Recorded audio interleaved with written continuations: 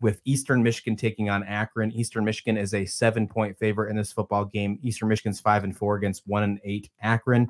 Akron has had a rough year.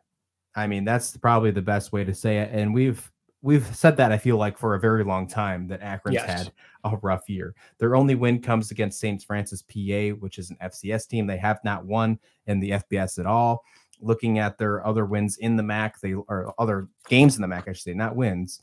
They lost to Bowling Green by a field goal. They got beat pretty bad by Ohio, lost to Central Michigan, lost to Kent State, and then last week lose 27-9 against Miami of Ohio. This is a tough one, and I just being only a 7-point underdog in this one, it's hard not to point towards Eastern Michigan to win this game and win it by more than a touchdown. I know that there's some turnover concerns by Eastern Michigan's quarterback Powell as well, Taylor Powell, who has basically a 1-to-1 ratio with touchdowns and interceptions. But when you look at just this team, what they've done, Akron's allowed almost 450 yards per game. I just have to lean towards Eastern Michigan here. We've seen wilder things happen on MACtion. We saw some crazy things happen on MACtion last week. Yeah. But I just can't see this one. I don't think this is one of those crazy things that happen. No, you can sum up Akron's season with this little achievement that we should pay a little honor to. Okay. Their senior punter, last name is Getman, surpassed 10,000 career yards punting. Wow. Now, right.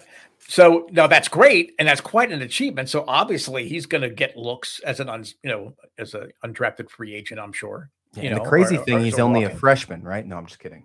But it seems like that, though, right? I mean, it does. But that just shows you how bad Akron has been. Yeah, especially in conference. I mean, sometimes MAC teams are sacrificial lambs early in the season, so you kind of like accept that and say, well, but if you're getting 10,000 career yards punting, that's telling you that your team is not producing much offensively.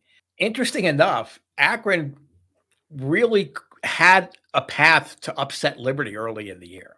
As wild as that is, yeah. Yes. I mean, they only scored 12 points. It was 4 field goals, but there were some mistakes in the red zone and that was the only thing that kept them from ending the Liberty's hopes for any kind of Cinderella season.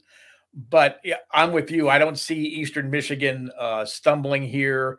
One more win, they're bowl eligible. I don't know how many teams out of the MAC will actually get invited to all, but still, if you're in that conversation, that's 4 straight years for Eastern Michigan.